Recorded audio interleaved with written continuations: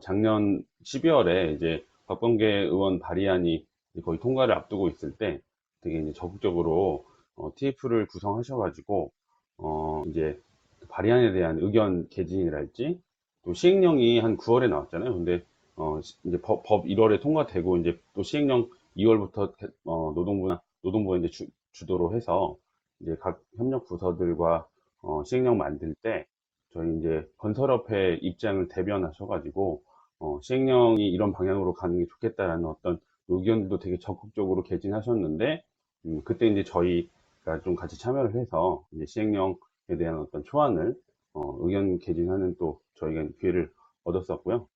그 이후에 이제 시행령이 확정이 돼서 많은 이제 특히나 이제 건설 현장에서 이제 사고가 많이 발생할 수 있다 보니까 그런 부분에 대해서 이제 중대재해처벌법에 대한 어떤 적용이 가장 민감하고 접촉이 이제 밀접해 있는 업종이 우리 이제 건설업이고, 그리고 이제 또 기계설비 건설업회 회원사분들은 이제 주로 원청 그 공사를 하시기보다는 하청 공사를 많이 하시다 보니 내부 인력적으로 중대재해에 대한 어떤 대응을 할 수 있는 어떤 여력이 사실 쉽지 않은 그런 여건들까지 고려했을 때, 좀, 노동부에서 가이드북을, 냈긴 했지만, 그 가이드북을 이제 발송 드린 걸로 제가 알고 있습니다. 설비업계에서. 근데, 그 가이드북만으로는 도저히 이해가 안 간다라는 의견들이 되게 많으셨던 걸 이제 수렴을 하셔가지고, 이렇게 이제 별도의 가이드북을 기계설비 건설업회에서 만드셨고요. 그 만드는 작업을 저희가 이제 참여를 해서,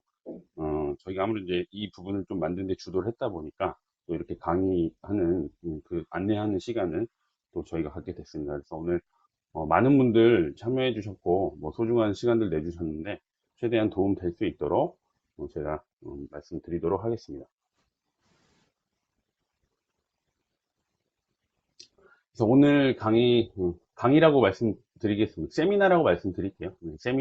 세미나는 총 6개 파트로 제가 말씀드릴 텐데, 음, 이 중대재해 처벌에 대해서 막연히 이제 되게 걱정들 많이 하실 텐데요. 저는 이제 지내와서 보니, 뭐 예상은 했었지만, 결국에는 산업안전보건법, 이 산업안전보건법이라는 안전보건에 대한 기본적인 법이 있음에도 불구하고, 중대재해처벌법을 만든 취지야 당연히 이 대표이사 등 경영 책임자들의 책임을 더 강화시켜서 결과적으로 산업재해, 중대재해를 막아보자는 취지였을 텐데, 그때 이제 이미 산업안전보건법이 있으면 산업안전보건법을 개정하는 형태로 법을 정비해도 될 텐데 왜 굳이 중대재해처벌법을 만드냐라는 그 경영계의 의견이 분명히 있었어요. 그럼에도 불구하고 만든 거는 결국에는 좀 환기의 목적이 크지 않았나 저는 싶고요. 이 환기의 목적이 컸다는 이 말씀은 결과적으로 산업안전보건법을 잘 지키라고 강조를 하고 있는 법이라고 볼 수 있습니다. 이 말씀 드리는 이유는 중대재해처벌법 뒤에 보면 이제 안전보건관계법령, 이 안전보건관계법령이라고 보면 너무나 방대하잖아요. 관계된 법령이 뭐 건설에 대해서 이제 저희가 이제 법을 볼 때는 법제처에 각종 법령이 있고 거기서 한번 검색창에서 건설이란 단어를 한번 쳐보세요. 건설이란 단어를 쳐보시면 관련된 법률이 뭐 수십 개가 뜹니다. 그 중에서 특히 이제 어떤 안전과 관련된 뭐 기계 안전이랄지 현장의 안전이랄지 뭐 근로자의 안전이랄지 이런 안전과 관련된 법만 추려도 2,000개의 조항들이 훨씬 넘어갑니다. 그러니까 이게 너무 많잖아요. 그래서 이걸 다 지킬 수가 있느냐 라고 이렇게 생각하실 수 있지만 저희 가이드북을 나눠 드린 것도 그렇고 결과적으로는 산업안전보건법에 집중을 하신다면 설사 이제 중대재해 기본적인 중대재해 대응에 대한 안전보건관리 체계 구축에 대한 그런 준비가 되실 수 있다고 저희는 생각을 하고 있고요.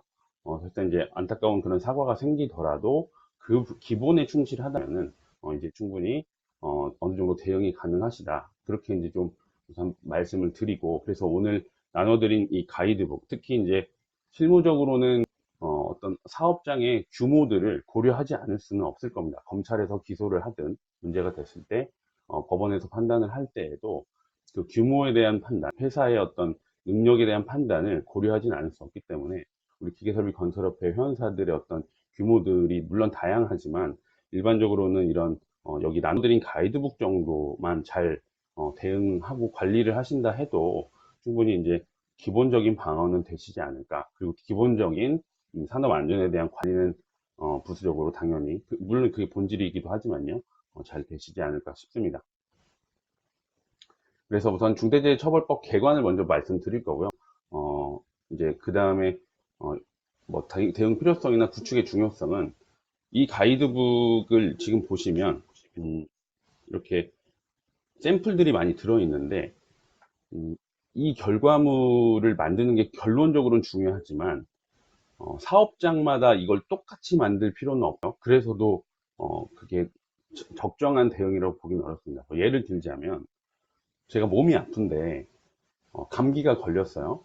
근데 제 친구가 받아놓은 처방전으로 약을 받을 수 있나요? 네, 의미가 없죠. 그러니까 같은 감기라도 그 사람의 상황에 따른 정확한 처방전이 따로 있을 것이고 의사의 이제 처방을 받아야 되는 것이죠. 근데 이 가이드북을 그렇게 비교를 하자면 기본적으로 어떠한 질병에 대한 기본적인 진단에 대한 사고의 툴은 들어있지만 그 회사에 맞는 상황에 따라서 저희가 나눠드린 가이드북을 활용을 잘 하셔야 될 것이고, 그런데 어떤 병에 대한 진단은 결국 의사가 하고 이런 우리 회사에 맞는 이런 안전보건관리 체계의 구축은 결국 전문가의 도움이 필요한데 그런 전문가를 하면 뭐 안전관리자나 보건관리자나 아니면 안전보건관리 책임자, 뭐 관리 감독자들이 이런 되게 전문적인 교육들도 많이 받고 아니면 저희 노무사들의 도움을 받을 수 있으면 너무 좋겠지만 그렇지 않은 경우도 훨씬 많고요.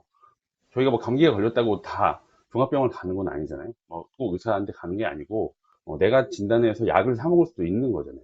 그렇게 좀 이해를 하시면 좋을 것 같아요. 저희가 나눠드린 이 가이드북을 설비협회에서 나눠드린 가이드북을 가장 우리 기본적인 뭐 참고 자료로 삼되 이를 어떻게 활용할지. 그러면 이걸 결국 활용하려면 오늘 제가 이 앞에서 말씀드리는 어, 이 내용들이 중대재해처벌법과 어떻게 매칭이 되는지, 그 매칭이 되는지에 대한 기본적인 작동 원리를 만약에 아신다면, 이 뒤에 있는 이제 결과물들을 어떻게 운용하실지도 훨씬 더 좀 이해하시기가 쉽지 않으실까 싶습니다. 그래서 오늘 주된 포커스는 중대재해처벌법이 어떤 내용이고, 거기서 담고 있는 내용 중에 어떤 내용이 이 가이드북에 연관이 되는지, 그래서 내가 결과물들을 우리 회사가 어떤 그런 운용들을 안전관리 이행을 해야 되는지 그걸 좀 체크하는 그런 시간이 된다고 볼 수 있겠습니다. 지금 이제 회사당 한 명만 들을 수 있는지는 제가 그 이제 설비협회 이제 그 담당자님한테 좀 물어보셔야 될 것 같고요. 이 채팅창에 저희가 이제 강의 도중에 질문을 제가 이제 현장에서 만약 강의였다면 저는 이제 실시간으로 주고받는 강의를 선호해서 바로 답을 해드릴 수 있을 텐데 이렇게 채팅창으로 아무래도 온라인 강의다 보니까 바로 실시간 답변은 조금 많이 강의가 제가 해보니까 끊기더라고요. 그래서 오늘 강의의 진행 방식은 제가 말씀을 1시간 이상 쭉 드리고 중간중간에 편하시게 그냥 질문이 있으시면 질문을 남겨주시면 저희 이제 서포트하는 팀에서 저희 법인의 노무사님들이 질문 중에 꼭 답을 드릴 수 있는 답을 드리면 좋겠다라는 질문들을 좀 선별을 해서 질문이 너무 많다면요. 그리고 질문이 그렇게 많지 않다면 웬만하면 모든 질문들을 답변을 드리는 형태로 오늘 강의는 진행을 하도록 하겠습니다. 그래서 지금 2시 13분인데요.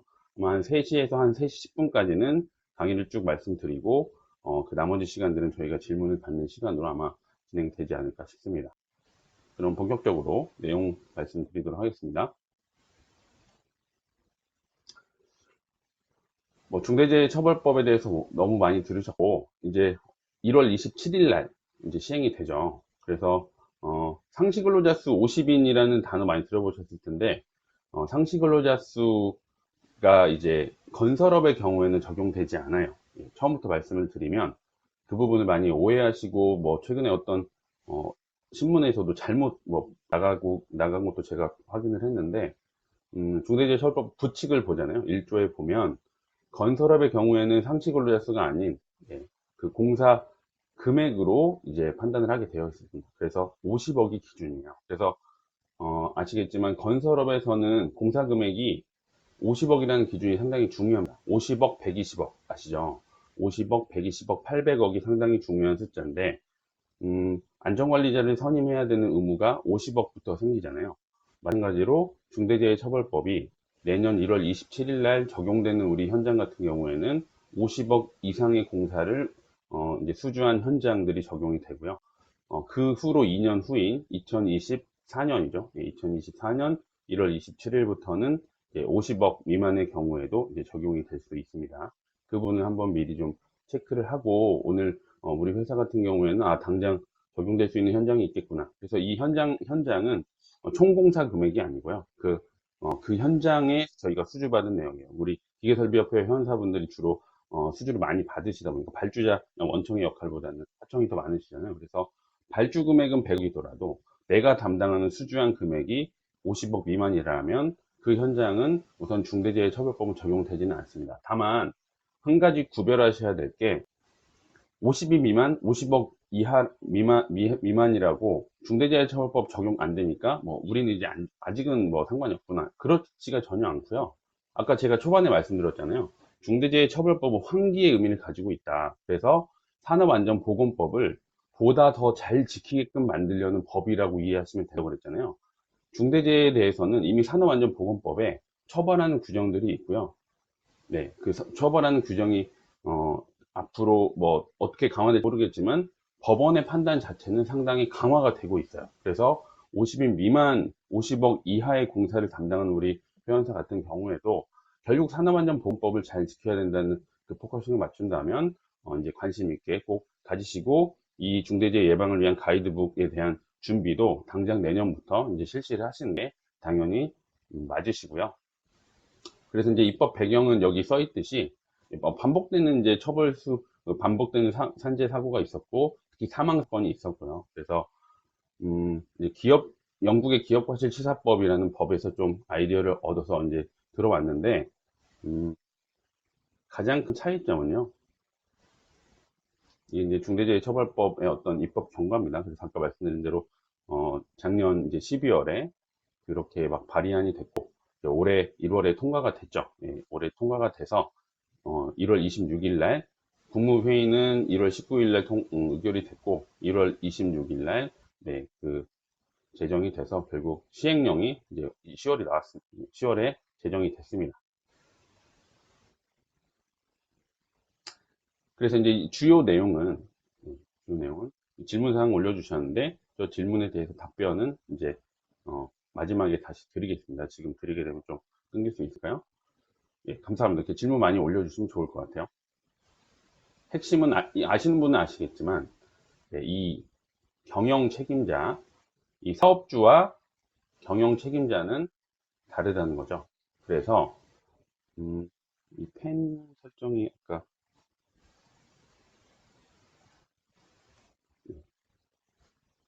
일단 그 산업안전보건법은요. 법에 법을 준수해야 되는 주체가 사업주예요. 사업주. 그래서 사업주를 대부분 뭐 대표이사나 개인 사업자나 가리지를 않고 이해를 하시겠지만 법적으로 판단은 사업주는 개인 사업자의 경우에는 개인 사업자 자체, 소위 사장님들 말하고 법인의 경우, 기관의 경우에는 법인 자체와 기관 자체를 사업주로 보고요.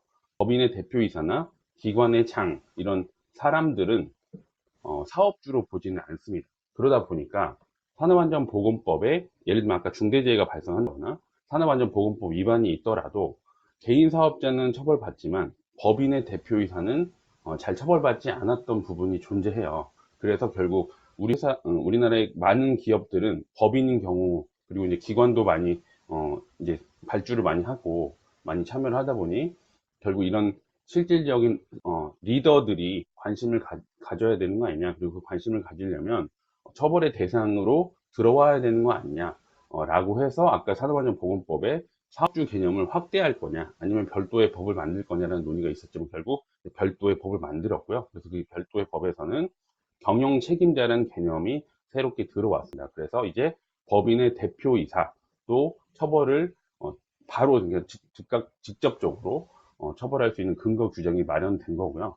그리고 산업안전보건법 같은 경우에는 이하의 징역으로 되어 있는데 이제 이 중대재해처벌법은 이상의 징역으로 되어 있어요. 그래서 산업안전보건법 위반의 경우에는 집행유예 같은 경우도 되게 많이 나오기도 하고, 보통 이제 징역형이 1년 6개월 정도가 거의 이제 거의 최대치 정도로 많이 나오는데, 이 산업안전보건법과 달리 중대재해처벌법은 이제 1년 이상의 징역부터 시작된다는 거예요. 그래서 가중구형들도 얼마든지 있기 때문에 훨씬 더 그 이상의 이제 그런 처벌을 받을 수 있는 그런 부분들이 있고, 또 사망 중대 같은 경우는 법인의 경우에는 50억의 벌금이 최대치로 설정이 되어 있다. 물론 실제 판단 법원의 판단에 들어갔을 때 얼마나 벌금형이 나올지 모르겠지만 엄청나게 큰 벌금형이 양벌 규정으로 되어 있고, 양벌 규정에 따라서 경영 책임자가 징역형을 받더라도 법인은 무조건 거의 벌금형을 부과가 될 거라고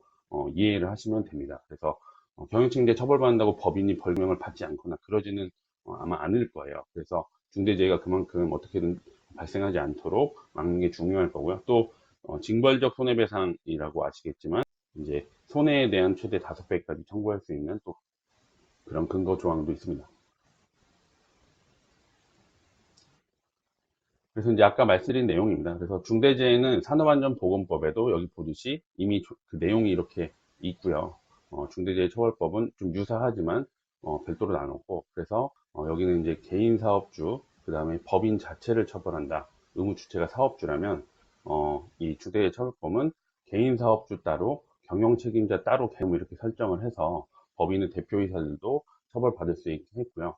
그리고 이제 물론 여기 산업안전보건법도 특수형태 근로종사자들에 대한 보호 내용이 있지만 여기 중대재해처벌법은 조금 더 노무 제공자라는 개념을 훨씬 더 넓게 우리 사업장과 관련되어 있는 어떤 종사자들을 다 보호하겠다는 취지로 가지고 있기 때문에 이제 뒤에도 이 가이드북에도 들어있지만 우리가 하청의 지휘를 하더라도 우리 또 하청 현장에 들어와 있는 여러 이해관계자들이 있을 수 있잖아요. 그 관계자들하고 관계에서도 언제든지 산업안전에 대한 그런 조성을 해야 되는 거죠. 교육 화면이 강사님 전체 화면으로 바뀌었다 말았다네요. 이렇게 이 부분은 한번 지금 이제 저희 이 강의 서포트하는 팀이 있으셔서 거기서 한번 체크를 해주셔야 될 것 같습니다. 체크 부탁드리겠습니다. 그리고요, 중대재해처벌법에 또 여기 저희가 빨간색으로 쓴 확보의무라고 있지 않습니까?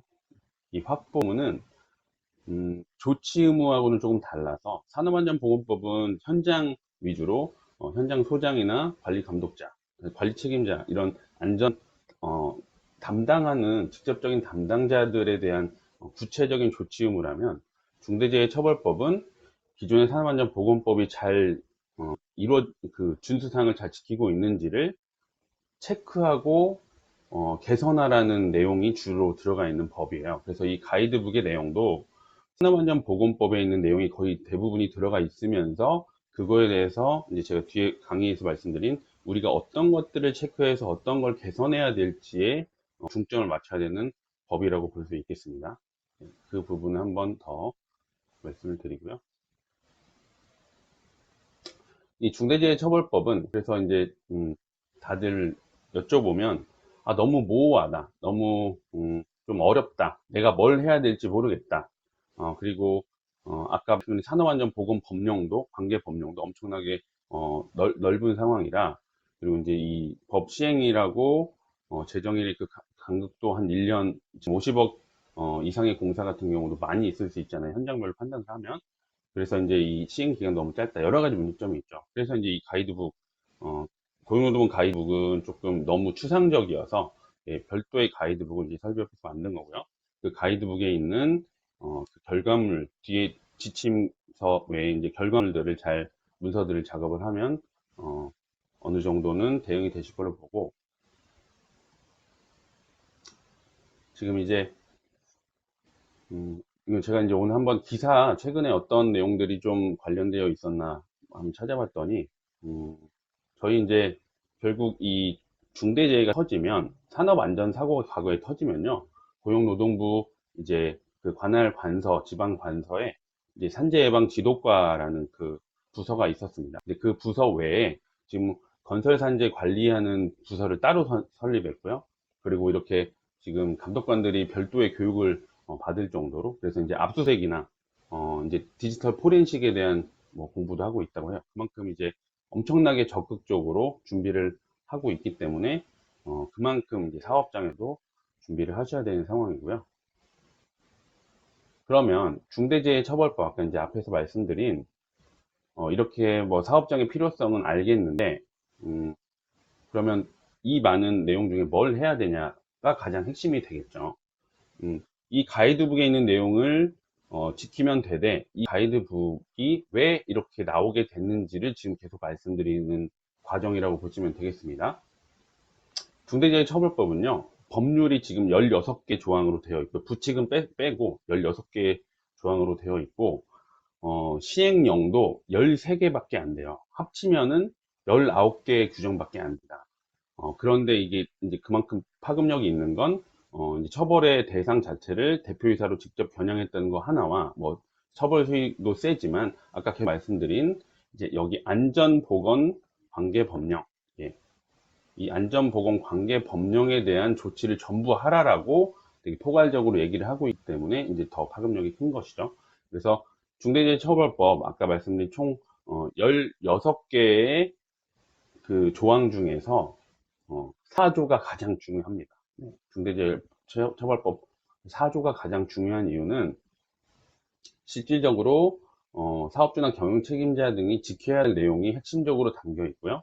한번 읽어보면 사업주 또는 경영 책임자 등은 사업주나 법인 또는 기관이 실질적으로 지배, 운영, 관리하는 사업 또는 사업장에서 종사자의 안전, 보건상 유해 또는 위험을 방지하기 위하여 사업 또는 사업장의 특성 및 규모 등을 고려하여 다음 각호에 따른 조치를 하여야 한다. 그래서 이 실질적 지배 개념도 우리 하청사의 경우라도, 만약 제가 원청 공사를 하고 있다면, 하청사의 경우라도, 만약 내 지배 영역에 들어있는지도 어느 정도 또 법리적인 판단이 필요하고요. 그래서 조금 보수적으로 갈 필요가 있고, 이 1호와 4호가 오늘 가이드북의 그 가장 핵심적인 내용을 담고 있는데요.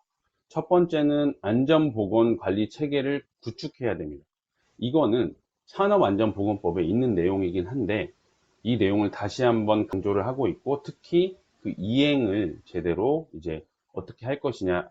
근데 이제 이 구체적인 규정은 없죠. 그래서 이거를 대통령령에 위임하고 있고, 저희 이제 기계설비건설업회에서는 이 대통령령에 있는 내용을 최대한 조금 더, 회사 측들이 조금 더 사업을 하기 편하게, 물론 산업안전에 대한, 그런 문화도 조성하지만, 그런 부분에 대한 이제 노력들을 하셨었고, 그렇지만 이제 시행령에는 저희가 뭐 얘기하는 내용도 들어갔고 그렇지 않은 내용도 들어갔지만 어쨌거나 시행령에 있는 이 내용이 중요하게 되고요. 그래서 법률로 보면은 4조가 중요하고 시행령은 4조와 5조에서 이 내용들을 구체화하고 있으니까 그 4조와 5조에 대한 시행령 5조를 알아볼 것이고 그 내용이 결국 가이드북에 담긴 내용입니다. 이제 법률 4조의 이 이항 4호 같은 경우에는 관리상의 조치, 아까 제가 말씀드렸죠. 산업안전보건법은 직접적인 조치 의무라면 여기서는 이제 관리의 어떤 조치 의무가 있습니다. 그래서 이 경영 책임자들은 어떻게 관리를 할지에 대해서 이제 시행령의 내용을 알아봐야 되는 것이죠. 그래서 이제 그 대응 포인트는요.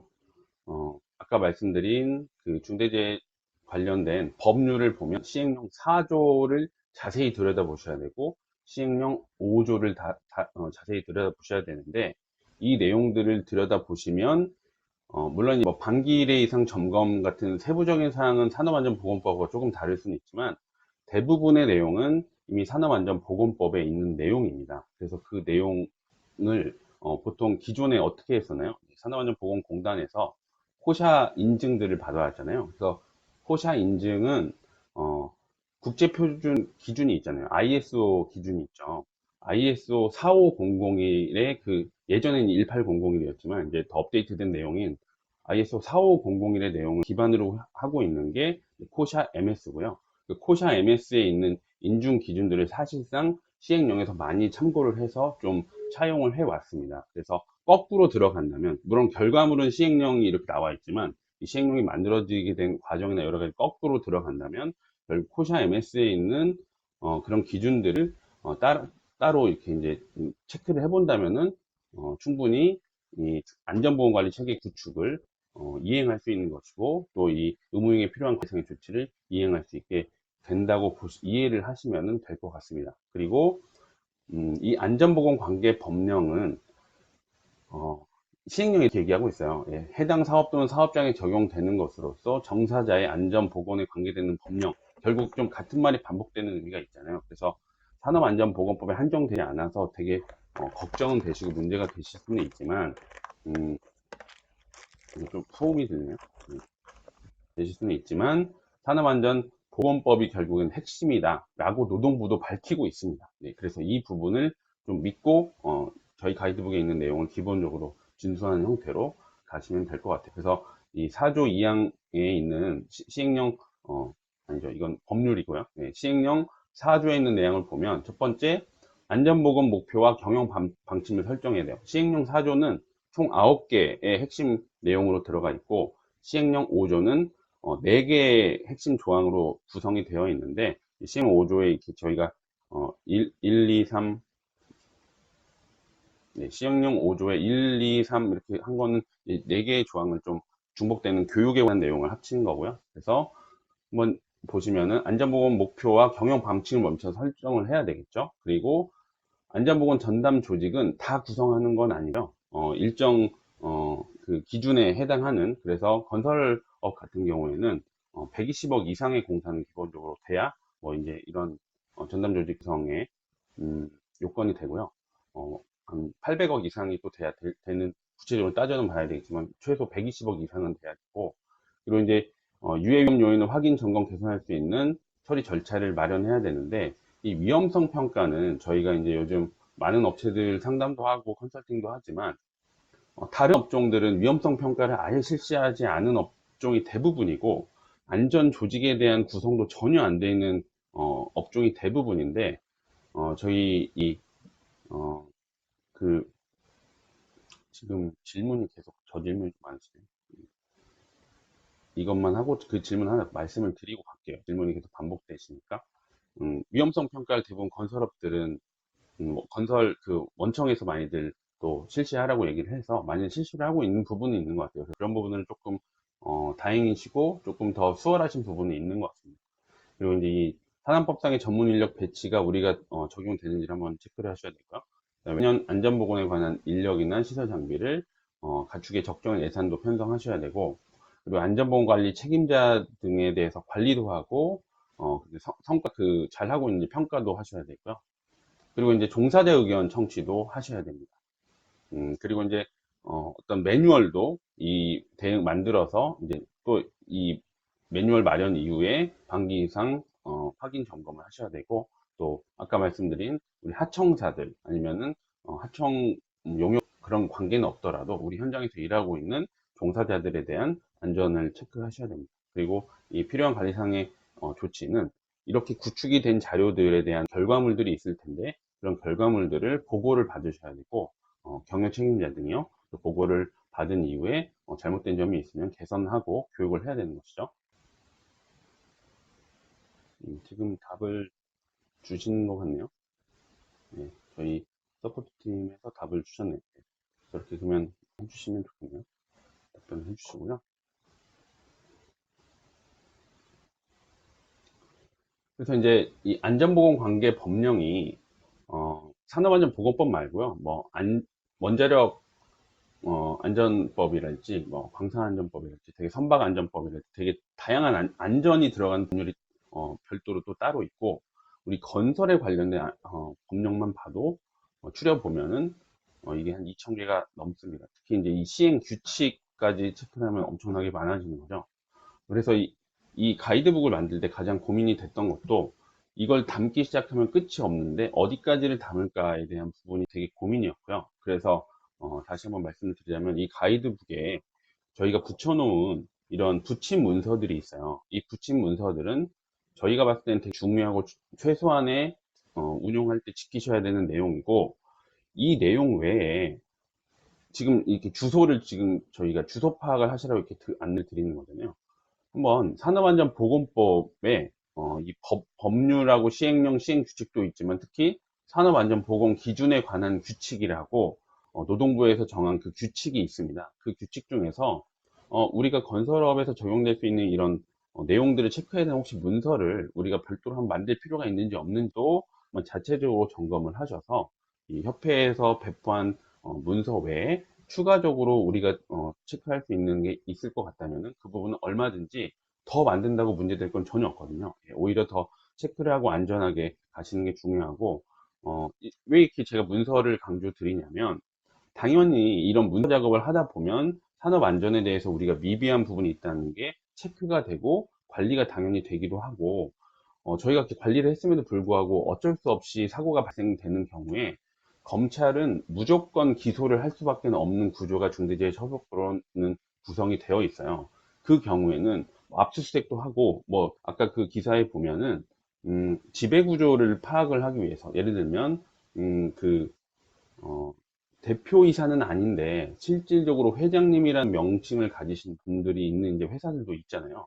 그 경우에 이 회장님이 경영 책임자냐, 대표이사님이 경영 책임자라는 판단을 노동부가 적극적으로 하겠다고 얘기를 하고 있거든요. 그러니까 그만큼 뭔가 입증의 문제들이 되게 중요하게 되고, 그 입증에서 어느 정도의 방어에 성공하시려면 이런 나눠드린 가이드북에 있는 붙인 문서들을 최대한 많이 작성해 두시고, 그만큼 그러니까 실질적으로 관리가 필요하신 거고요. 그 관리는 아무리 뭐 강조해도 지나치지 않기 때문에 저희가 나눠드린 가이드북 외에 이렇게 지금 여기 있는 모든 법 중에서 특히 이 산업안전보건법에 있는 것 중에서 이 안전보건 기준에 관한 규칙에서 건설과 관련된 내용을 한번 별도로 체크를 해 보시는 시간을 가지시는 것도 되게 도움이 되실 거라고 좀 말씀 좀 드리고 싶고요.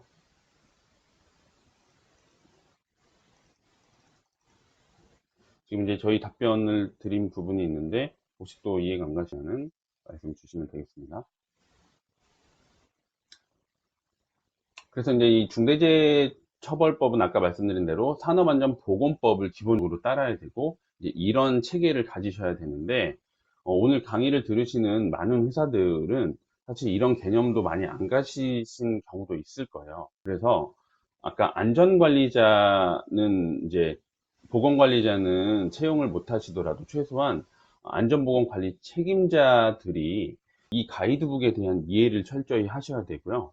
그리고 관리 감독자는 이제 생산 현장의 어떤 뭐 그런 부장님들이 또 이 가이드북을 잘 이해를 하셔서 그 내용을 이 경영 책임자, 예, 이 경영 책임자한테 보고를 해야 되는 겁니다.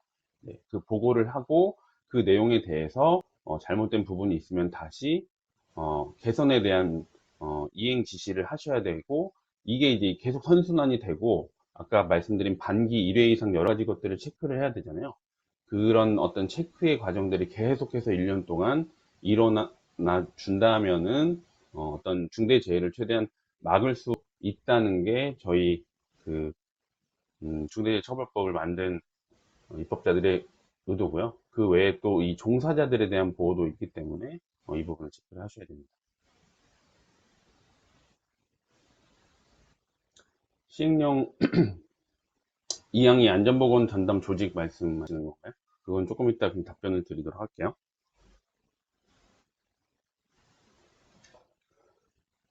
네, 그래서 이제 안전보건관리 체계 구축이 먼저다. 그래서 저희가 어떤 뭐 컨설팅을 하든 경영에 있어서 어떤 답을 낼 때에는 플랜 두 C로 많이 표현을 하는데요. 아시겠지만 먼저 계획을 세우셔야 되고 그 계획에 따라서 실행을 하셔야 되죠. 그리고 실행을 했다면은 다시 한번 잘 됐는지 검토를 하셔야 되고, 검토에 대해서 다시 잘못된 게 있으면 다시 새로운 계획을 세워서 보강 계획을 세워서 또 실행을 하고 또 검토를 하고, 플랜 두 C의 개념이 이 중대재해처벌법에서도 예, 들어와 있다고 보면 되겠습니다.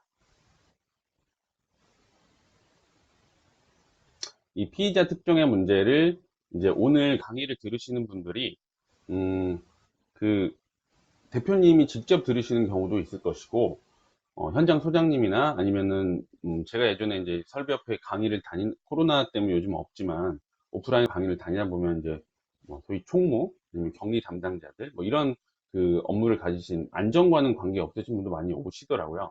근데 이 아까 말씀드린 중대재해처벌법 강의지만 세미나지만 이 산업안전보건법도 중요하기 때문에 오늘 안전관리자 만약 안 들어오셨다면 우리 회사에서는 안전관리자들이 꼭 이 가이드북, 그러니까 아직 안전관리자에 대한 어떤 안전관리 담당자에 대한 어떤 롤을 아직 역할 부여를 안 하신 회사 같은 경우에는 이제 그 역할에 대한 고민을 누군가는 하셔야 된다는 거고요. 이에 대한 인지가 있으셔야 되는데, 특히 이 중대재해처벌법은 피의자가 기본적으로는 대표이사 등기가 되어 있는 대표이사는 경영 책임자에 포함이 되고요. 그 다음에 안전보건 담당 임원들을 이렇게 경영 책임자에 준한 어떤 권한을 가지면은 선임을 할 수 있는데, 여기서 질문을 되게 많이 하시는 게, 안전보건 관리 담당자 임원을 설정해 두면 대표이사는 처벌받지 않는 거냐, 이렇게 질문들을 많이 하시는데요. 노동부에서는 기본적으로는 둘 다 수사선상에 올려두겠다고 얘기를 하고 있고, 다만 떤 권한과 책임을 지는 부분을 완전하게 정말 안전보건 담당 임원이, 예를 들면 경영에 대한 부분에서 안전에 대한 파트를 완전 나누어서 담당 임원은 그쪽만 담당을 하고, 대표이사는 다른 재무적인 부분에만 담당을 한다면 처벌에서 빠질 수도 있다라는 여지는 노동부는 두고 있지만, 기본적으로는 수사선상에 다 올라가는 부분은 존재를 한다라는 건 좀 체크를 하셔야 될 것 같고, 특히 이제 등기가 되어 있지 않은 그룹의 오너나 회장 이런 직함을 가지신 분이더라도 만약에 대표이사한테 어느 정도의 어떤 권한 행사를 하는 부분들이 밝혀진다면 처벌도 받을 가능성이 있고요. 마찬가지로 기본적으로는 수사선상에 오를 수도 있는 것으로 노동부 얘기를 하고 있으니까 한번 체크를 해 보셔야 될 것 같습니다. 네, 질문들을 아무튼 많이 주고 계시네요. 최대한 저희가 수렴을 해서 조금 이따 모아서 좀 말씀드리도록 할게요. 이 기업의 상시근로자수 선정은 지금 50인으로 대부분 알고 계시지만, 오늘 강의에서 처음 들으신 분도 계실 거예요. 네, 건설업의 경우에는 50명이 아닌 건설공사 금액 50억을 기준으로 현장별로 판단을 합니다. 그래서 그 현장이 넘지 않는다면 우리 회사가 1년 동안 수주한 금액이 총 50억이 넘더라도 적용은 되지 않고요. 다만 이제 그렇기 때문에 현장별로 판단하면 본사도 직원이 있는데 본사는 어떻게 되는 거냐 이렇게 하실 텐데, 이 부분은 노동부에서도 아직 명확한 답변을 주지 못하고 있고, 어떻게 보면은 현장은 아니다 보니 뭐 상시각 근로자 수로 판단을 할지, 아니면은 우선은 본사에 대한 부분은 판단 유보로 봐야 될지는 좀 저희도 답변을 드리기는 어렵습니다. 이 부분을 노동부에 확인을 해봤는데 답변을 아직 못 주고 있는 상황이고, 건설공사 같은 경우는 어쨌거나 현장별로 판단을 한다, 이렇게 얘기를 하고 있습니다. 그리고 이제 건설업이 아닌 제조업 같은 경우에는 흩어져 있더라도 모든 지역을 합쳐요. 그러니까 어떻게 보면 조금 다르죠. 어, 여기 밑에 나와 있는 이런 지리회 시에 관련 내용들은 만약에 공사가 아니고 지점이나 공장이 여러 군데로 흩어져 있을 때 직원들이 각각 10명, 10명, 10명씩이어도 합쳐서 50명이 넘으면 해당이 된다는 내용인데, 이 건설 같은 경우에는 공사 현장별로 보기 때문에 공사 금액을 다 합치지가 않고 각 그 공사 현장별로 판단한다는 거를 좀 구별을 하시면 좋으실 것 같습니다. 그래서 이제 지금 쭉 말씀드린 이 내용, 시행령에 대한 4조, 5조의 내용을 결국 이 통합을 한다면, 처음에는 안전보건 관리 실태를 먼저 우리 회사에 진단을 해야 되겠고요. 그리고 위험성 평가를 많이들 해오고 계시니 기본적인 내용은 어느 정도 이제 체크가 돼 있으신 거고, 결국 이 안전보건 관리 체계 구축을 해야 되는데, 이 구축이라 함은 어쩔 수 없는 문서 작업이 수반이 될 수밖에 없다. 그래서 본사 차원의 큰 틀에서의 매뉴얼, 그 매뉴얼 하부 이제 그 절차서와 지침서의 내용을 만들어 두고, 그에 따른 이제 기록물들을 잘 구축을 해 두시는 그런 일련의 행위들이 중요하고요. 그 이후에 이게 잘 돌아가는지, 약간 선순환 구조가 우리가 잘 되고 있는지에 대한 그런 시스템 운영을 하시는 게 중요하겠습니다. 그래서 이제 저희가 14일 날 가이드북을 배포를 드렸는데, 지금 이제 우리가 50억이 넘는 공사가 만약에 있다고 한다면 그 공사 현장에서의 어떤 실태 진단들을 하셔야 될 것이고, 그리고 이제 저희가 나눠드린 가이드북에 따른 이제 뭐 핵심 목표랄지 우리 기본 안전 그 방침이랄지 이런 부분에 대한 목표 설정들을 해 주셔야 될 것이고요. 뭐 유해 위험 분석이나 위험성 평가는 아까 말씀드린 건설업들은 많이 시행을 하고 계시니까 이제 이런 내용들을 진행하셔야 되고, 뭐 이제 교육도 하고, 전혀 이 관리자에 대한 아레나를 설정이 롤 부여가 전혀 안 된 경우에는 보고 체계 등 정비를 하셔야 될 것이고요. 그래서 이제 매뉴얼을 마련해야 될 것이고, 그래서 이제 이걸 계속적으로 마련이 되면 상시적으로 체크를 하셔야 될 것입니다. 그러면 이 내용들을 이제 앞으로 제가 남은 시간 동안 그 지금 가이드북을 다 가지고 계실 텐데, 가이드북 몇 페이지를 한번 보시라고 제가 말씀을 드리면서 말씀을 드릴게요. 그래서 안전보건관리 체계 문서 구축은 이미 코샤 인증을 받으신 회사들은 이 가이드북 이미 우리가 다 가지고 있는 거야 이렇게 생각하셨을 수도 있어요. 네, 뭐 맞습니다. 그 이유가 뭔가 저희도 저희도 마찬가지로 이제 이 중대재해처벌법을 처음 접하는 건 똑같잖아요. 그래서 산업안전보건법 외에 모든 법령들을 끌고 갈 것이냐 아닐 것이냐에 대한 고민이 있었어요. 근데 결국 아까 계속 말씀드리지만 이, 이 내용이 좀 모태가 돼서 시행령이 만들어진 것도 있고, 기본적으로 노동부에서는 산업안전보건법을 잘 준수하면 된다고 얘기를 하고 있기 때문에 포샤 MS의 어떤 그 기준들을 많이 저희가 사용을 해서 최소한의 내용을 좀 담아 보려고 했습니다. 그래서 한번 시행령을 읽어 볼까요? 예. 지금 이제 이 항목은요, 포샤 MS의 어떤 그 체계, 인증받는 체계에서 어, 현재 ISO 4500 인증을 받았다면 도움은 되겠죠. 도움은 되지만 그 자체가 모든 걸 해지해 주시진 않는다고 저는 보고 있어요. 그 이유는 이 중대재해처벌법에 있는 내용이 완전히 다 일치하냐, 그렇게 보기는 좀 어려운 부분은 있어서, 만약에 그거 이제 뭐 ISO 인증 같은 경우에 아주 엄격한 인증이 아닌 경우도 사실 실무적으로 많이 있잖아요. 뭐 지금 질문하신 회사는 그렇지 않을 수 있지만, 그래서 그냥 답변을 드린다면 그것만으로 되지는 않는다. 그렇지만 상당히 유리한 어느 정도는 구축이 어느 정도 돼 있다고 볼 여지는 있지 않을까 생각이 듭니다. 그래서 이 시행령 그 인증 그러니까 제 질문 답하면서 하기가 좀 쉽진 않네요. 그 안전보건관리 체계에 대한 그 인증의 항목이나 이 내용 체계들을 보면 뭐 조직의 상황에 대한 파트, 그리고 리더십과 근로자의 참여에 대한 파트, 여기 계획 수립에 대한 파트, 그리고 뭐 지원 실행 이런 파트가 있어요.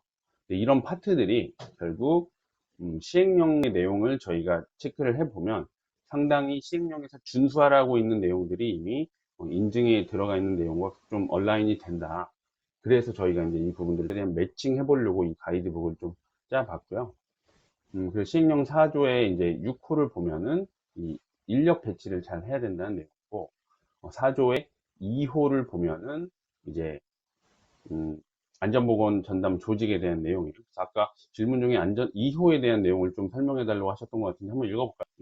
17조는 뭔가요? 산업안전보건법 17조는 안전관리자, 19조는 보건관리자, 22조는 산업보건이죠. 건설업 같은 경우에는 17조는 50억 이상이면은 하셔야 되고, 보건관리자는 800억 이상, 산업보건의도 800억 이상, 그죠? 산업안전보건위원회는 120억 이상 이렇게 되잖아요. 그래서 이 총 3명 이상을 두어야 되는 인력이 건설업에서는 그렇게 이제 원청사 같은 경우에 종건 시공 능력이 되는 회사들은 별도로 하고, 저희 협회 회원사들은 뭐 그게 흔하지는 않을 걸로는 보고 있습니다. 그래서 주어야 되는 인력이 3명이고, 다만 이제 여기에 해당하지 않는 건설업자가 암호, 네, 그 시공 능력이 200이 건설 사업자가 되면은 설사 이 매출액 공사 금액이 그렇게 크지 않더라도 안전 전담 조직은 둬야 되는 걸로 그렇게 이해를 하시면 되겠죠. 그래서 기본적으로는 산업안전보건법상 인력 3명 이상을 둬야 되는 경우가 이제 이 음, 공사 금액에 따라 좀 달라지긴 하지만 기본적으로 50억이 넘지 않는다면은 뭐 쉽지 않다, 그렇게 이해를 하시면 될 것 같아요. 그리고 시행령 4조의 이제 1호는 제일 먼저 뭐 목표와 경영 방침을 설정을 해야 되는데, 이 내용은 저희가 그 가이드북에 어느 정도 샘플을 넣어 드렸거든요. 그 샘플에 대한 내용들을 차용을 하시고 조금 우리 회사에 맞게 아니면 대표님이 생각하시는 어떤 이념과 비전에 맞게 좀 수정을 하시면 되지 않을까 싶고요. 그리고 이제 5호 같은 경우에는 이제 안전보건 관리 책임자 등이라고 하는데, 산업안전보건법상 관리 책임자, 관리 감독자, 그다음에 이제 하청이 많이 있는 경우에는 총괄 책임자, 이런 분들에 대한 역할을 명확하게 주셔야 되는 거죠. 아직 그런 게 없다면 역할을 주시고, 그 역할에 따른 이행을 잘 하고 있는지를 평가 관리를 해야 되는 거고요. 네. 그리고 시행령 4조 7호 같은 경우에는 종사자들한테 이제 의견을 듣는 절차를 마련해야 돼요. 그래서 우리 건설업 같은 경우에는 어, 산업안전보건위원회 말고 그걸 대신할 수 있는 노사협의체가 있죠. 그 노사협의체 산업안전보건법 75조를 보면 노사협의체가 있는데, 산업안전보건위원회는 이것도 120억이 넘으면은 이제 의무사항이 되고, 노사협의체는 선택사항이죠. 그래서 산업안전보건위원회가 원칙이지만 이걸 대체하는 건설업의 경우에는 노사협의체를 설립할 수가 있고, 이 차이점은 산업안전보건위원회는 우리 회사의 종사자로 이뤄진다면, 노사협의체는 관계 수급인의 근로자도 참여를 해서 근로자 대표가 참여를 해서 이제 노사협의체를 같이 구성해서 이제 이 듣는 절차들을 이행할 수가 있게 되는 것이죠. 그 내용도 뒤에 아마 문서가 좀 있을 거니까요. 말씀을 좀 드리고, 그리고 이제 시행령 4조 같은 경우에는 이제 저희 이 코샤 MS 기준에서는 계획 수립에 대한 내용이 있는데, 아까 그 플랜 to C 그런 개념처럼 이제 계획을 이렇게 우리가 한번 체크를 해보고 방침을 세워보고 이제 계획을 수립을 해야 되는데요. 3호에 보면은 이제 위험성 평가를 하게 되어 있습니다. 그래서 이 부분은 많이들 이미 진행을 하고 계시고, 아까 뭐 원청에서 만약에 그 이렇게 했다면 뭐 위험성 평가를 하라고 했는데 그게 부족하다면 다시 해야 되느냐? 만약에 우리가 판단해서 그렇다면 다시 당연히 할 수는 있는 것이겠죠. 시행령 4조 4호 같은 경우에는 예산 편성에 대한 부분인데, 아직 고시는 아직 안 된 걸로 저는 체크를 했고요. 이 부분이 또 나온다면 한번 보셔야 되지 않을까 싶습니다. 그리고 이제 시행령 5조는 아까 이제 앞에 4조는 안전보건관리 체계 구축, 그래서 우리 회사 내 어떤 절차 마련이나 그 시스템을 구축하는 부분이라면, 이제 시행령 5조에 대한 부분은 이행에 대한 부분이고요. 그 관리에 대한 부분인데, 이제 이 항목으로는 지원 파트로 코샤 기준에선 되어 있고, 이 세부 항목으로는 문서 관리에 대한 내용이 들어가 있는데, 이 내용이 이제 시행령의 5조 2항에서 하라고 하는 내용이 많이 좀 일치한다고 저희는 이제 보고 있습니다. 그리고 이제 실행에 대한 부분은 이제 4조에서 이 매뉴얼 비상시에 대한 세부 항목이 있는데, 이 부분도 비상시에 대한 매뉴얼 관리 대체할 수가 있고요. 그리고 이제 계획을 세우고 실행을 했다면 제대로 지키는지에 대한 어떤 성과평가와 개선을 해야 되고, 이 내용은 이제 법률 제4조 제2항 4호의 내용인 동시에 시행령 제5조에 대한 내용이 되겠고요. 이 5조에 대한 내용들이 특히, 그리고 이제 4조에서 9호에 대한 내용들이 들어갈 수 있을 것 같아서 이 내용들을 이제 저희가 넣게 되었습니다. 그래서 이 앞에 있는 이 시행령들이 쭉 저희가 넣었지만, 시행령 4조에 있는 9개의 조항들, 그리고 시행령 5조에 있는 4개의 조항들이 전부 다 빠짐없게 들어갈 수 있도록 가이드북에 이 내용들을 넣은 거고요.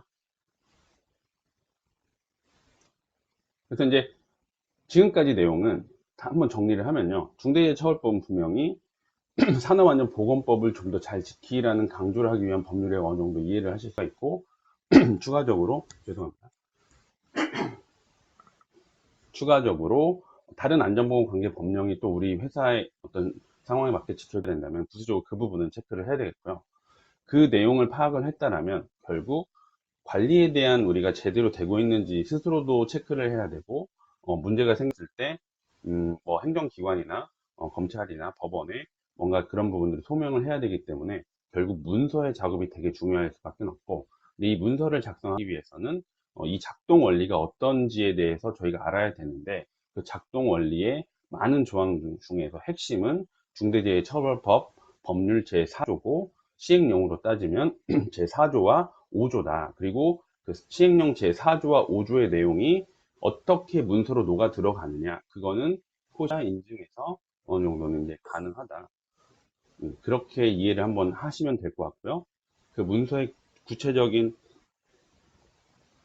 구성은 매뉴얼과 절차서, 지침서, 이렇게 저희가 이제 세부 항목을 나눴고요. 매뉴얼은 여기 써 있듯이 회사의 안전보건 문화 기초 규범이 되는 아주 큰 틀에서의 기본적인 상황과 방침을 가지고 있고, 그 매뉴얼에 따라서 절차서는 이제 안전보건 경영에 대한 절차 규범들, 이 기본 원칙을 어떻게 절차에 따라 지킬 것에 대한 어떤 그런 규정이고, 그 절차서 세부 항목으로는 이제 결국 현장에서 이런 세부 사항들을 어떻게 산업안전보건법상에 있는 내용들을 다 준수할 것이냐에 대한 여러 가지 이제 그런 내용들을 담는 규범이고, 결국 이 규범에 따라서 어떤 결과물들을 우리가 체크하고 작성할 건지는 이 기록물들이 중요한데, 그 내용들이 이 가이드북에 저희가 별표를 통해서 붙인 문서를 통해서 만들었고요.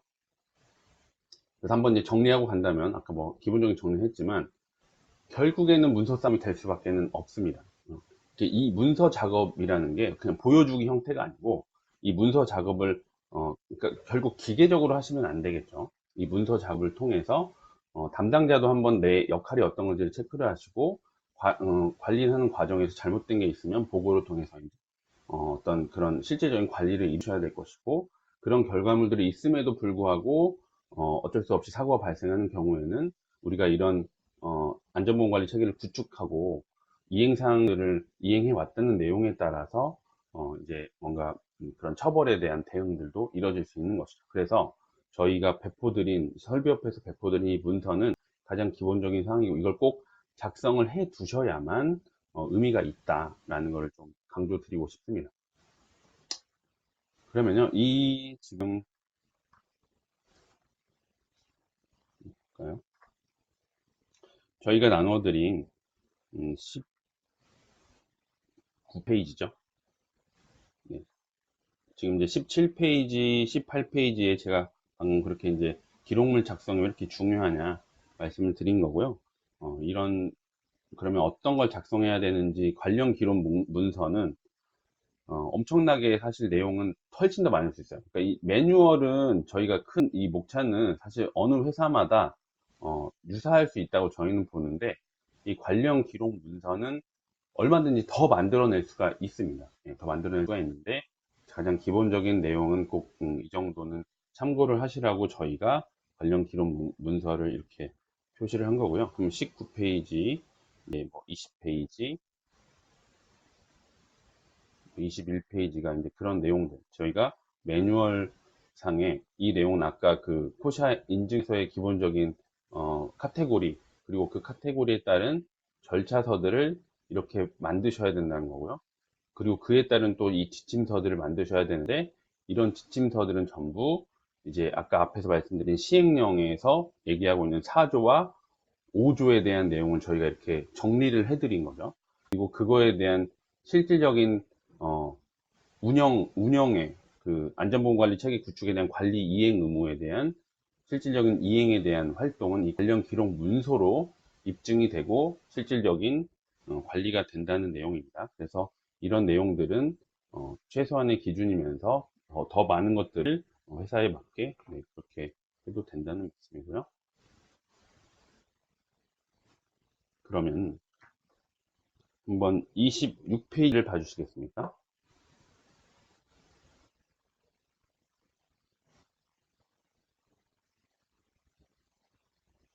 그러면 26페이지.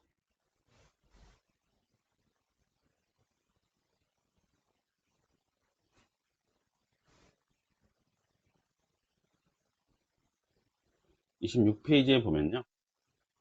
조직의 상황, 네, 이렇게 되어 있죠. 그래서 이런 내용들이 들어가야 된다는 거고, 이것도 아까 말씀드린 이제 시행령 4조 5조에 대한 내용을 담은 거고요. 이 중에서 이제 이 조직 상황에 대한 내용을 보면 이 안전관리 조직도 뭐 이렇게 샘플 문서를 붙여드렸죠. 그래서 28페이지 한번 봐주십시오.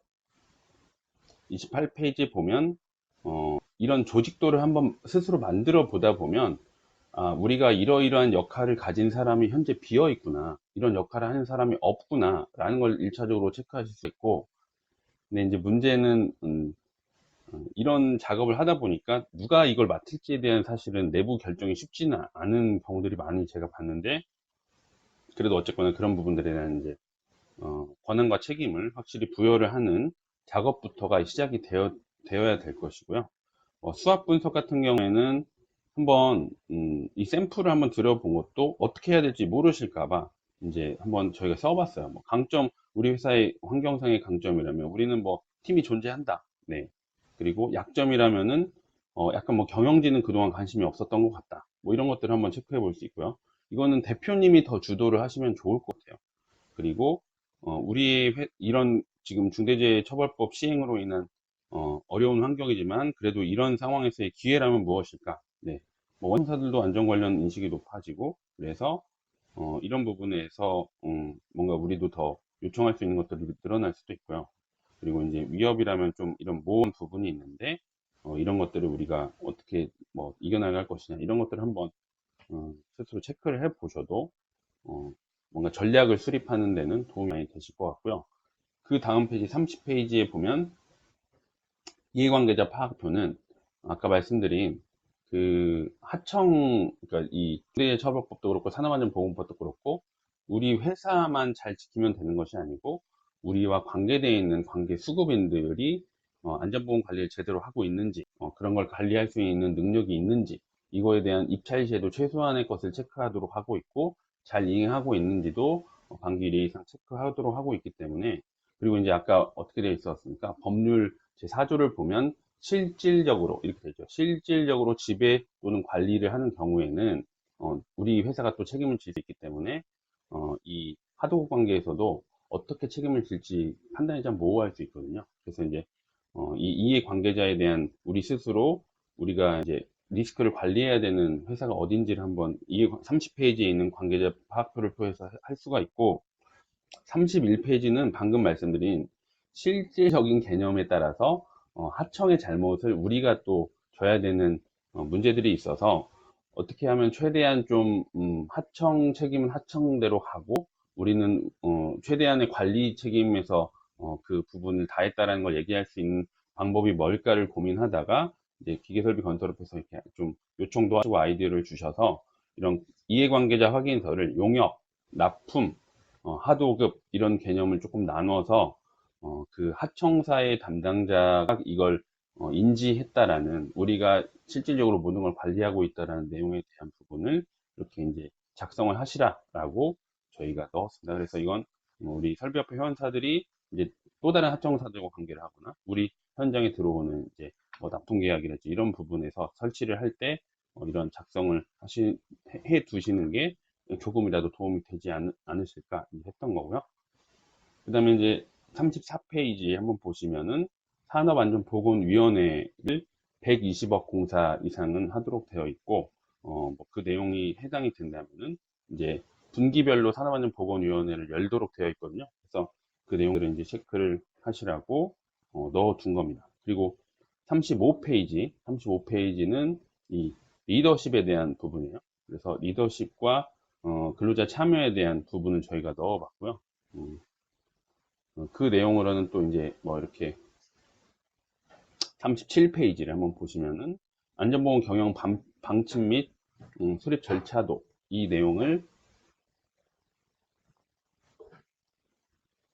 샘플 한번 넣어 드려봤어요. 그래서 이 절차도도 의미가 특히 있는 게, 여기 뭐 통보 30페이지 보면은 화살표가 막 이렇게 돼 있잖아요. 그 주간 부서장이나 이렇게 역할이 가볍게 써 있지만 통보하고 뭐 노 이렇게 써 있는 게, 만약에 이제 사건이 중대재해가 발생한다면은 서류를 가져가서 이게 형식적으로만 한 건지 아니면 실질적으로 어떤 프로세스에 따라서 이루어진 건지 결제 라인이나 그런 것들을 다 체크를 할 거기 때문에 최소한의 결제 라인에 대한 그, 어, 설립도, 결제 라인에 대한 그 체계 정립도 필요하실 겁니다. 그 부분도 한번 체크를 해보시라고 참고 삼아 넣었고요. 그리고 뭐 이 안전보건 방침 38페이지는 참고를 해주시면 될 것 같습니다. 그리고 39페이지에 어떤 이런 임명장 등도 조금 요식행위처럼 보일 수는 있지만 실질적으로 그분한테 그 권한과 책임을 명확하게 부여한다는 그런 상징성도 분명히 존재하는 거고 이게 나중에 이제 문제가 또 생겼을 때에 대한 우리가 이런 롤을 부여를 했고 다 체계 구축을 했다는 내용에 대한 증거가 될 수가 있겠습니다. 그리고 이제 40페이지 같은 경우에 네, 자격인증관리대장 이런 부분 한번 체크를 해보시면 될 것 같고요. 참여율 협의율 관리대장 41페이지는 아까 그 시행령에 보면은 종사자들에 대한 반기 1회 이상 의견을 듣도록 되어 있잖아요. 그래서 이런 내용들을 뭐 노사협의체를 통해서 들으셔도 되고요. 뭐 산업안전보건위원회를 통해서 들으셔도 되고, 그래서 이제 이 내용들을 들었을 때 무조건 이제 뭐 여기 보시면 참여나 협의 대상 건수와 협의 실적 건수가 좀 나눠져 있는 게 이런 내용들에 대한 오고 가지만 근로자들의 그 종사자들에 대한 의견 수렴을 100%꼭 해야 되는 건 아니기 때문에 어, 이런 부분들에 대한 이제 체크를 어느 정도 하시고 대신 우리가 그러니까 뭐 이 부분이 잘 이루어지지 않았다라고 꼭 불이익을 받을 걸로 보이진 않지만 그만큼 우리는 이런 의견들을 적극적으로 논의를 했었고 그 중에서 현실적으로 우리가 받을 수 있는지 없는지에 대한 부분은 이제 뭐 따로 체크를 해야 된다. 그런 취지로 저희가 넣어봤습니다. 그리고 이제 42페이지 노사협의체는 아까 말씀드린 일반 업종과 달리 건설업은 산업안전보건위원회 대신 노사협의체를 이룰 수가 있고 건설 120억 이상 될 수 있으니까 그렇게 한번 샘플을 넣어드려봤고요. 45페이지를 한번 볼까요? 45페이지는 네, 이 위험성 평가에 대한 내용인데요. 이 부분은 이미 다들 경험들이 많이 있으셔서 공종별로 이 부분은 사실 뭐 공종별로 다 조금씩 대동소이하시겠지만 다른 부분도 존재를 하시니까 뭐 그 부분들은 뭐 체크를 해보시면 어떨까 싶습니다. 뭐 개선 실행 및 결과에 대한 47페이지도 뭐 그런 위험성 평가에 관련된 내용이고요. 그리고 이제 이 체크리스트에 대한 내용들을 저희가 뭐 조금 이렇게 붙여놨어요. 뒤에 붙여놨고 안전보건 교육도 잘 지키셔야 되고 그래서 지금 이제 이렇게 쭉 가이드북에 대한 내용을 한번 읽어보시면은 내용은 좀 이해가 되실 거고요. 뭐 60페이지에 있는 이런 내용들도 우리가 이런 내용을 통해서 한번 전체적인 관리가 돼야 되겠구나 뭐 이런 것들도 한번 체크를 해보시면 될 것 같고요. 특히 이제 61페이지가 만약 중대재해가 발생한다는 걸 전제로 한다면 이런 내용이 최소한의 만들어지고 모의에 대한 어떤 논의도 한번 있다면 그런 모의에 대한 논의를 또 했다라는 그런 확인서 같은 거, 회의록 같은 걸 남겨두신다면 그 부분도 좀 도움이 되시지 않으실까. 그리고 실제 뭐 사고가 생기면 좀 우왕좌왕할 수 있으니까요. 그런 부분들 그 62페이지에 보면은 뭐 체크리스트도 있고요. 음, 그래서 68페이지 한번 보시겠습니까? 68페이지를 보면 이런 체크리스트가 있는데요. 음, 아까 누가 그 강의 자료 올려줄 수 있냐고 말씀 주셨던 것 같은데, 네, 이거는 PDF 자료 저희가 올려드릴 예정입니다. 그래서 이제 이 강의도 올라가고요. 녹화 강의가. 이 PDF 자료도 올라가는데, 이 뒤에 지금까지 이제 말씀드린 내용, 가이드북에 드린 내용은 저희가 사실 맨 처음 만든 자료 엄청 많았는데 너무 이제 소화가 안 되실 것 같아서 최소한의 내용으로 줄인 거고 이 내용들은 이제 우리가 뭘 만들어야 되는지 결과물에 대한 내용이잖아요. 근데 뭔가 이 결과물들만 집중을 하다 보면 음, 우리 자체적으로 뭘 해야 될지에 대한 기본적인 체크가 안 되실 수도 있잖아요. 그래서 저희가 이 특히나 이 주기가 또 뭐 반기일인지 1년에 한 번인지 이런 것들이 다 다를 수 있어요.